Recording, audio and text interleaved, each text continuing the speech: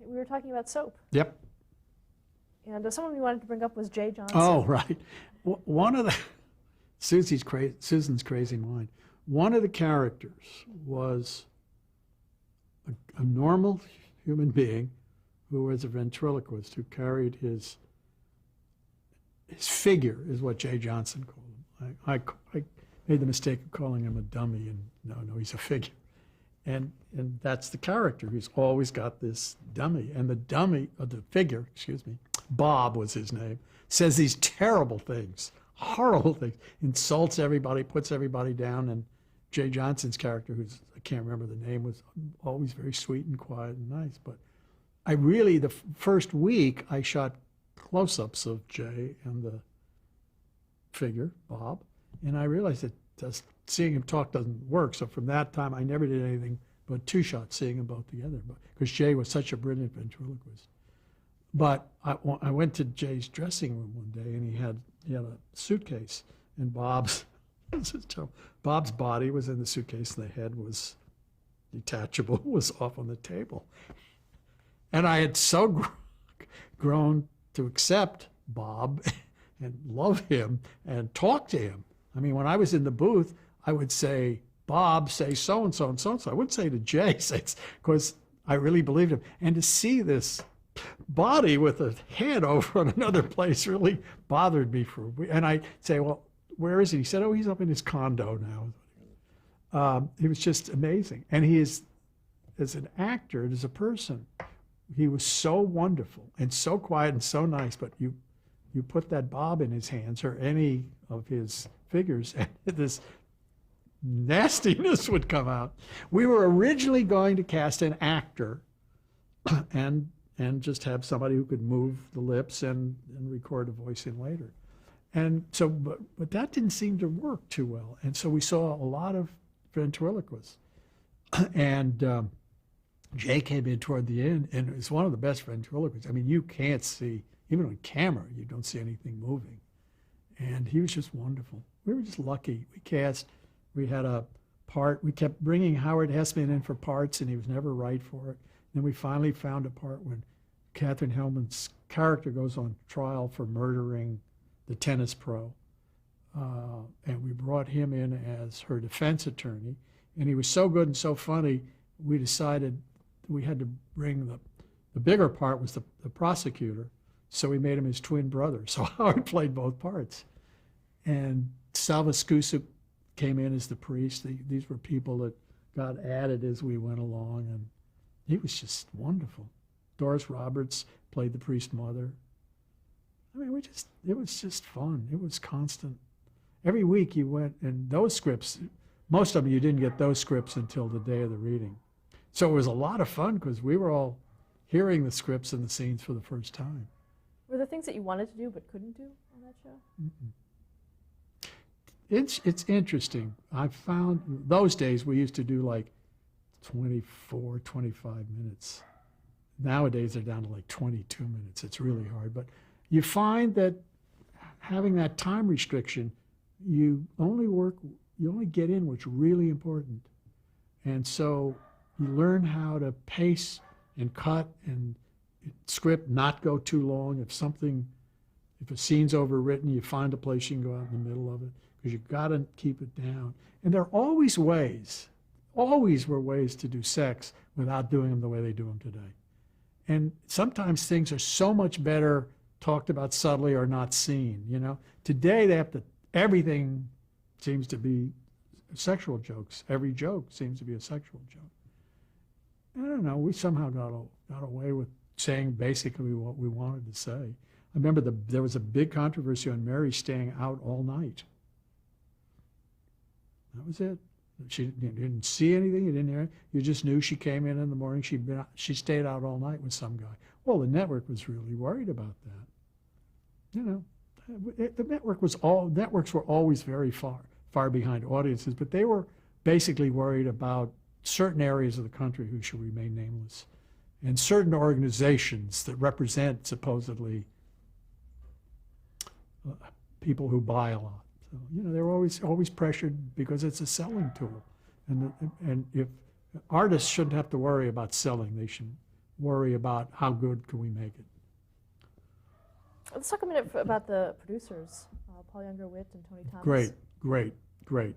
Paul and Tony had worked together before, and I'm not sure where they knew Susan. I had done a pilot for them before that didn't get on the air, but somehow they had a relationship with Susan. And as I said, Susan wrote 2 scripts and a Bible of where the shows were going by the time I got to it. Eventually, about the 3rd or 4th year, Paul and Susan got married, so that was nice. But they were not involved with each other when the first couple of years. And Susan wrote every word. She just never stopped working. And it was just amazing. And Tony was Danny's son, so I had known him as a little one. And it took me a little while to think of this as a grown-up man who was essentially my boss. And Paul and I were just friends from the very beginning. They're good people and really talented at what they do. Paul was more the story person, and Tony had a lot of his father's sense of humor. And I think Paul and Susan would work out the stories, and the 3 of them would, Susan would write the scripts, and then they'd all contribute to the reruns. In 1979, you directed the pilot episode of Benson. Mm-hmm. How did that come about? Well, I guess the networks came, Paul and Susan, and said, do a spinoff in Benson. And Bob, because he didn't have a lot to do in shows, would not always remember his lines. You find this, it's very interesting in actors. It's constant. I've seen it in all shows. If you have a lot to do, you're really on top of things. If you have a few lines, you don't always learn them as well as you can because you think you know. So Bob Guillaume, Robert, had a lot of times on soap, had trouble remembering his lines. So we were all concerned. Now Benson, he's got a big part. He's got a lot of lines. Never a problem, not from the beginning. The first day he was great. He just loved having a lot to do. And we cast this wonderful little girl, Missy Gold, and James Noble. I remember we had a lot of trouble finding that part. He was wonderful. And it was a Susan Harris script. Our biggest problem was it was too long and we had to cut. And it was the same thing with Golden Girls. When Susan writes good stuff, it's good. The only problem on Golden Girls, aside from casting, was we were long and we had to throw out a scene. No problems during the week. Sometimes, I don't know what they're doing today, but we used to allow 8 days for a pilot because we figured there had to be some rewrites and certain stuff wouldn't work, and we had to allow the writing process time. On Benson, I think we don't need all these days. Let's just do it in 5 days. And I think we did Golden Girls in 6 days because we knew the script was in such good shape. Had the character changed from soap? I mean, did you have he had to change because now he was, helping the governor run a state, and he was really, he had to change. But Robert was wonderful and knew his stuff and knew where the laughs were. And I didn't stay on the show. I came back to do some, but it was not a hard changeover, I don't think, for him. I mean, I've never asked him, but I never felt it. Did you remain on soap for its entire run? No, I did the first 2 years, and I think I did about the first 5 or 6 of the 3rd year. And then I went to do a movie. Okay, which we'll talk about right now. Pardon me? Which we'd like to talk about right now. Seems like old times. Seems like old times? Well, it's not a television movie, but... Well, wait a minute.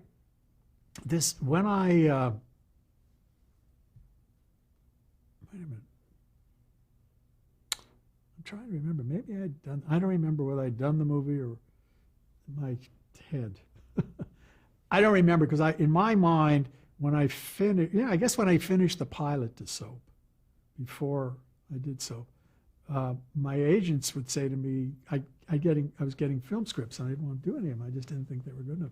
So finally they said to me, you can't keep turning down films. What do you want to do? And I said, I want to do a Neil Simon script with Goldie Hawn. And they said, sure, right, yeah.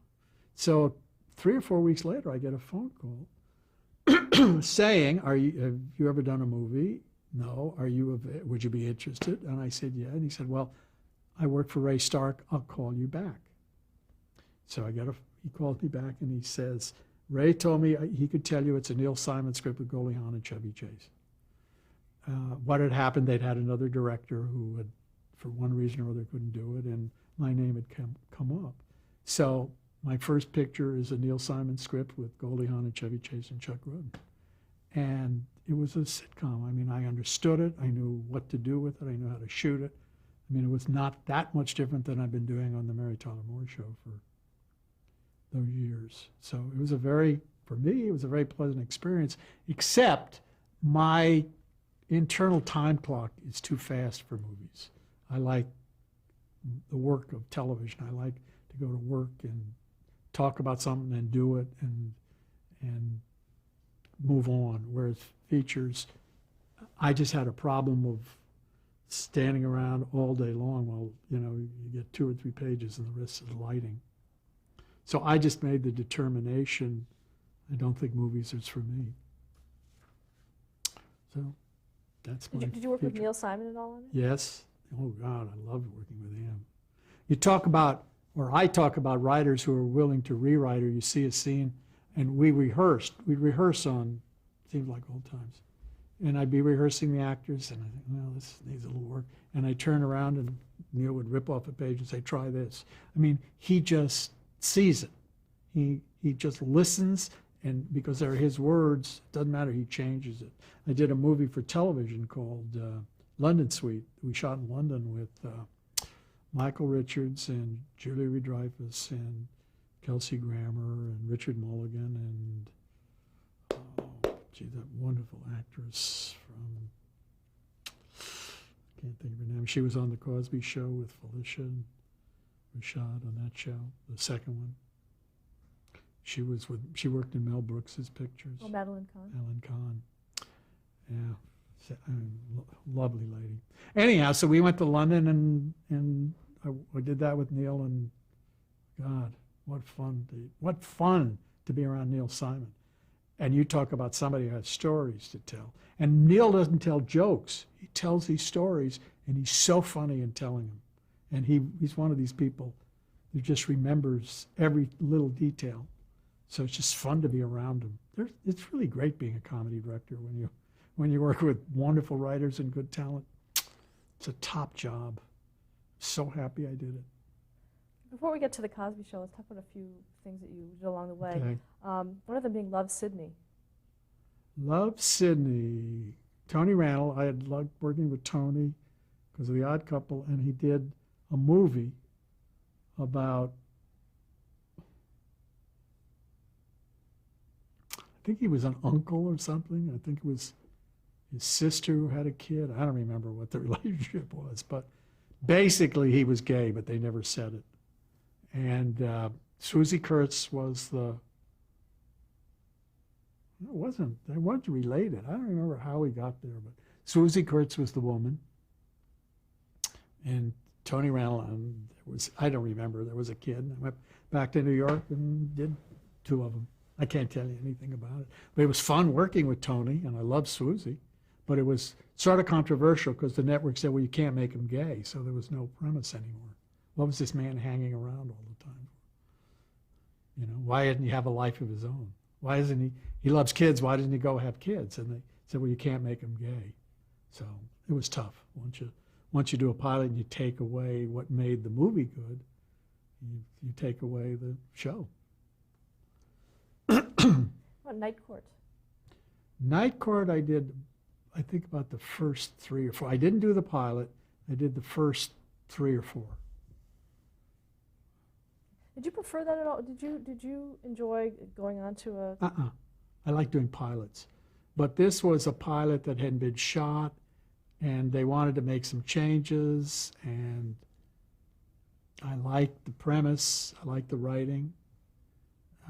So I did the first, they ran first 3 or 4, I think. So, you have your input. It was, in some ways it was start over. In some ways it wasn't, but no, I go where the material, really with me, is do I like the script? Does it make me laugh? Do I enjoy reading the script? I did a pilot called Love and War with Jay Thomas and Susan Day that was originally supposed to be a half an hour, but script was so long, they made it an hour pilot. But I loved the writing. I just thought the writing was really good. Unfortunately, the series became more war than love, but those are good experiences. And I remember reading that script and thinking, boy, can Diane English write.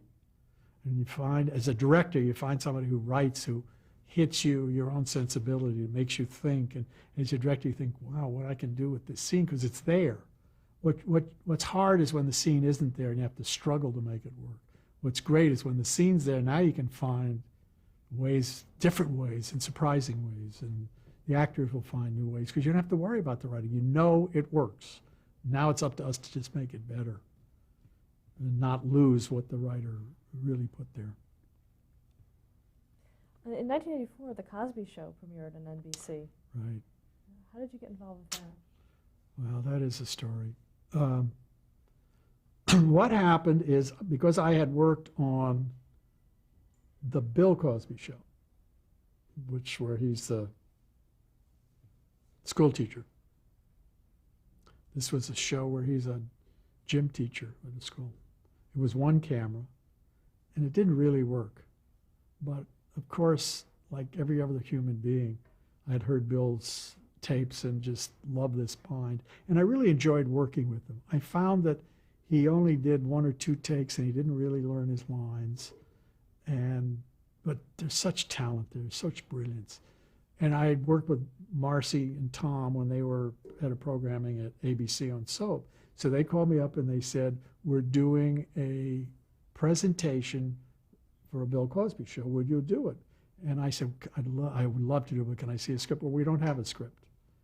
But it's not going on the air. It's a 5-10 minute presentation to show the network affiliates what the show is going to be like. Because it's a mid-season show. It won't go on until January. We're only going to make 6. Fine, okay.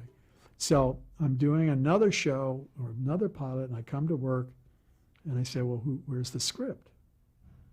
I said, well, we don't have one. Bill met with the writers that we had picked, and it didn't work out. Whoa, we're supposed to do this in 2 weeks. Because Bill had a schedule, and they had to get it done. Well, yeah, but so we're trying somebody else. And I had worked with Ed Weinberger on the Bill Cosby Show and on Mary Tyler Moore. And I said, well, what about Ed? And so they called Ed up, and he said, yeah, I'll do it if I can bring in Michael Leeson. And the concept was eventually to do Bill's life, to do his stuff that he'd done on his records. I mean, there were 18 different concepts.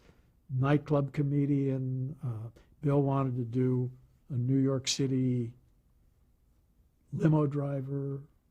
I mean, all different concepts. And Tom and Marcy said, no, we want to do what Bill Cosby does. We want to do a show about that family. So Ed and Michael listened to a lot of Bill's records and distilled and then wrote a couple of their own little characters.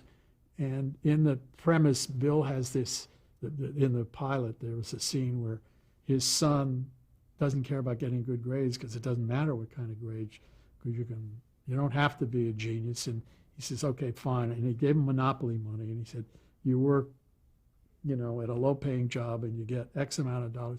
And he said, and you got to pay for rent, so he takes a little money.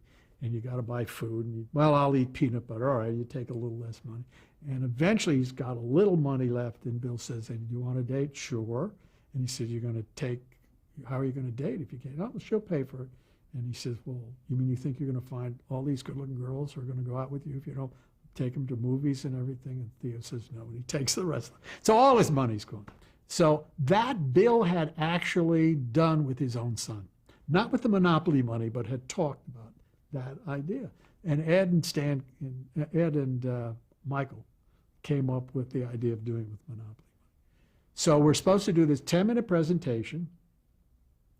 And Bill has a son who was at that time 16 and 6'2". He had 3 daughters, but he didn't want to do one of them who was away at college, and he didn't want a kid on the show because kids are hard to work with in front of an audience. And he wanted a wife who could speak Spanish. So that's all we knew. We didn't have a script, so Tom Warner and I went back to New York, and Marcy and the casting director and Ed Weinberger saw people here. So we go back to New York, and we're using Oh Madeline, which they had produced scripts for the wife to read, and we're using Punky Brewster scripts for the kids to read. We can't find a 6'1" kid who can act. Women would come in, and they'd be good. And Felicia walked in the door, and she was doing Dreamgirls on Broadway. So I saw her, for 15, 20 minutes she had to go, and she came back. And I just thought, this is the loveliest woman. And I was so afraid to ask if she could speak Spanish, because that was very important to Bill. So finally she comes back and she does a reading, and I said, can you speak Spanish? And she was born in Houston and knew Spanish backward and forward. Now, she's too young for Bill. She was supposed to have gone to college, but we didn't care. So we brought her back. Keisha walked in, the little one, who was lied to us and said she was 5 when she was really 4.5. And I mean, how could you resist that face? So, and there was a girl who was 16, who was just a knockout, beautiful girl.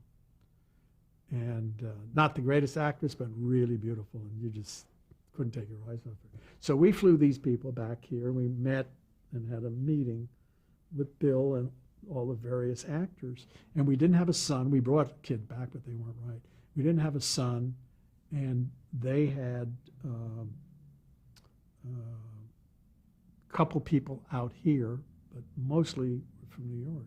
They had Lisa Bonet, and a boy came in the day of the reading. We were meeting at 9 o'clock, 10 o'clock. This kid came in at 9, Malcolm. Just God sent him to us, casting God sent him to us. And so we gather in this room, the kids from New York and from LA, and they're all signing their contracts. And this girl we brought back from New York said to me, I can't sign this contract. And I said, why? She said, well, I want to be a singer. And I said, yeah? Well, she said, I can't be in every show. I said, why not? She said, well, I have to be able to tour. So I said, do you have a record contract? No. Have you ever toured? No. This show, if it gets on, it's successful, it'll help your singing career. He said, no, I'm going to tour. And I said, well, who told you could sing? She said, my mother and my aunt. And I said, well, you can't do the show. Let's sign the contract. You're in every show because it's about a family. He said, I won't sign the contract. Whitney Houston. She knew. Anyhow, so that's how the cast was put together. We do the 10, 12-minute presentation, which became 16 minutes here. We had one day to rehearse, one day to do the cameras and shoot it, because Bill had a schedule. And Bill mumbles through everything and can't even remember some of his own routines. And we all gathered after the first day and said, maybe we should postpone this another day. And the producer said, well, if we postpone it, we can't get an audience. And I said, then we better do it, because I'm not going to do the show without an audience, because Bill really comes alive. First line, he opens the door, and the wife says to him, why do we have 4 kids? Because they were driving her crazy. And he said, because we didn't want to have 5.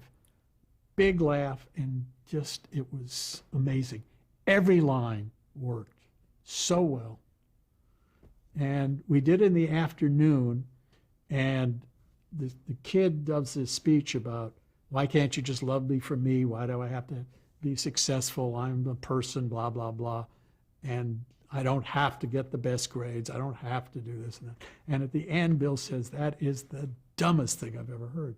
Well, the afternoon audience, which was basically kids, applauded when, at the end of Theo's speech, why can't you just love me for me? The evening audience burst into applause when Bill says that's the dumbest thing I've ever heard. But it was just one of those magic things. Everybody, Bill knew everything, and he was just saving it. So now they see it, and they say, we want to put this on in September, but we want to do it in New York, because Bill wants to go to New York. And I said, I don't want to go to New York. I'm not going to New York. And my wife, who had been from New York, said, and I only had to do 12. I only had to do the first 12, because we'd already done one that was 13. So she said, you know, how bad can it be? We'll be back east and we can travel on the off weeks. And she made it sound good. I said, oh, all right. So I was just going to do the first 12 and then come back here because I'm a Californian and I don't like New York winters and I don't like New York summers. Well, but I fell in love with the family and the kids. And so I stayed. And I did the first 3 years, I think, and then joined Grant Tinker and a company and then would go back once a month.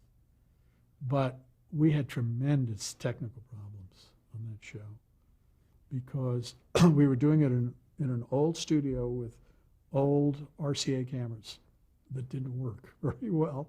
So right in the middle of a scene, a camera, the color would go off. So we not only had to balance cameras, nobody really knew their lines too well because we only rehearsed one day because Bill would lose interest. And we were dealing with young kids. But it was Felicia that, for me, that helped me put it all together because I could always cut to her smiling or laughing at Bill because she just thought he was so funny. So he'd be doing something and I could put her close up in and then get back to him when it worked. But it was an exciting time. When it went on the air, the first week, I think we were number 2. And because we were opposite Tom Selleck show, what was that, Hawaii 5? Magnum PI? Magnum PI. We were opposite Magnum PI, and it wasn't on that week. So we were number 2. And I said to Bill, you know, when Magnum PI comes on, I'm afraid it's not, you know, our ratings won't be up there. So Magnum PI came on, I think we dropped to number 7 or something. Then in a few weeks, we were number 1. And it was a thrill, not because we were number 1, but because American audiences were accepting a black family that wasn't like they'd seen, you know, that wasn't from the projects or were smart, were educated, and there was no question black and white, they were people. So it was really a very exciting time. And working with Bill was just an amazing experience. I was very, very lucky to get along great with him. And he sort of let me put the shows together the way I saw him, but he never second guessed. He came in and did what he did and never asked to see the shows till they went on the air. How was he to direct? Great. It was interesting. It's not the same directing as other shows. You didn't work with him. Because number one, half the time you weren't sure what he was going to do. So it's intuitively I had to start realizing in rehearsals, I'd say, you don't like this speech, do you? Or are you going to get that? And he'd say, yeah, I'll get it. Or no, I don't like this. So that was really part of my job, is to try to intuitively figure out what he was going to do and then say to the writers, he's not going to do that. The other part was to try to say, what are we trying to say this week? What is it you want this show to be about? To focus. And as a director, I'd say to Bill, why don't you try so-and-so? And he'd say, yeah, great. And he'd go out and do it or not do it. If he didn't want to do it, he wouldn't do it. If he wanted to do it, he'd do it, you know? I mean, he's Bill Cosby. I'm not going to tell him how to act. Okay, let's stop there and change the tape.